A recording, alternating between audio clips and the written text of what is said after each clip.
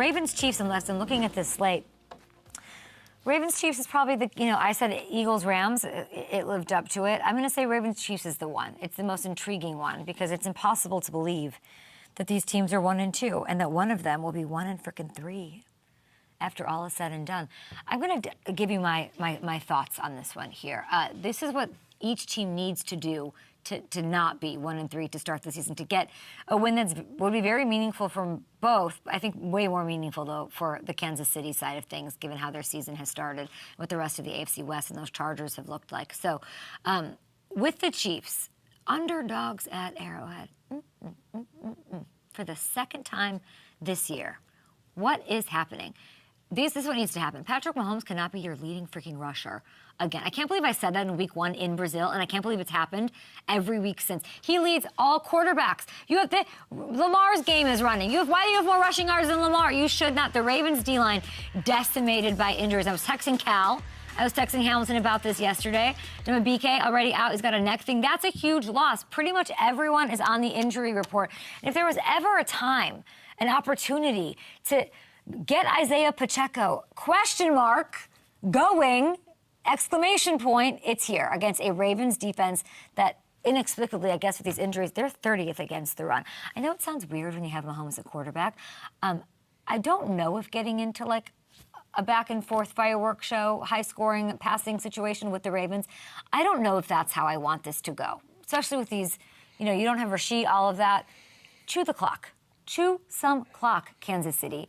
And this defense has been playing fast, by the way. I love how Spags has sort of adapted. You get beat on a global stage on YouTube against the Chargers. I feel like as the weeks have gone on, he's simplifying things. He's letting this young secondary use their speed, okay? They're fast. They look faster. They're flying around. They were great against the Eagles. There were some penalties. I didn't like that against the Giants, but they grounded an offense that just put up 500 yards up the week before. That does have talent with Malik Neighbors and company. They need to connect on the deep shots they do take. And I will say, let's see this one.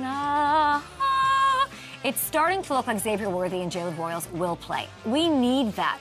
With those two, speed, authority, I think he's feeling himself. I think he's like, I'm the guy that's got to step up. Hollywood Brown, would you please step up against a former team? Revenge game? These are the chances that that Mahomes and company have in front of them. Get the deep ball going against this secondary, and then I feel like they might cash in, okay? Just like they did last week in that Week 1 game against these Ravens. I will also say, I don't know if you feel this way, Cal. I'll bring you in here just for a second. Like, Andy talked about Zach Orr this week. Oh, yeah. Did you see that? I didn't see that, but I've heard. But he gave him lots of he gave him a lot of love. Okay, and the kids can talk about this too, of course, when he comes on. When he does that, I feel like that's his he's about to jump down their neck. Like he's about to do something offensively and offensively to them as far as with this matchup, because this defense just is not where it needs to be on the Ravens side right now. Yeah, and I feel bad for Zach Orr. I've definitely, just reading and listening to what I've been hearing this week is it might be a little bit on Zach, just in terms of the coaching. There's certain things that the defense hasn't responded to, like schematically, when an offense does something, like a motion or a shift. And there's certain things like that I think that maybe Zach hasn't been super in touch with right now. Or at least it's a question that he can answer. Exactly. Would love Mahomes. that. I mean, if they haven't beaten them, he's 5-1. Mahomes is 5-1 against them. But there's a difference maker that they haven't even dealt with in the Derrick Henry, and that's how the Ravens, in my head, win this game. Todd Monken. Just unleash this. You literally got Derrick Henry to beat this team, this Chiefs team. I truly believe that after that playoff game. 12 carries last week. Just 12 for Derrick is not okay.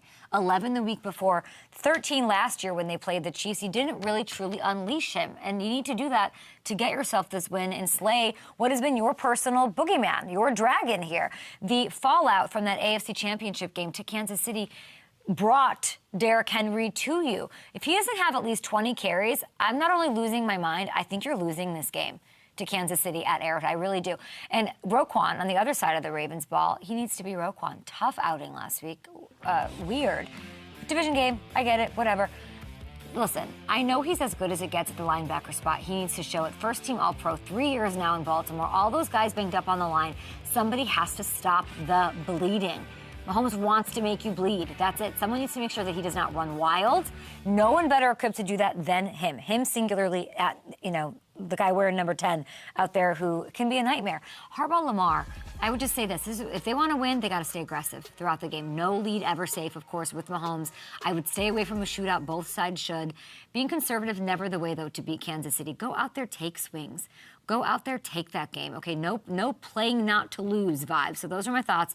Who does it come down to for you? What is the thing that's going to win for both sides? Who do you think wins? We're seeing it's -2.5. That's crazy. Underdogs at Arrowhead, a great AFC bout there.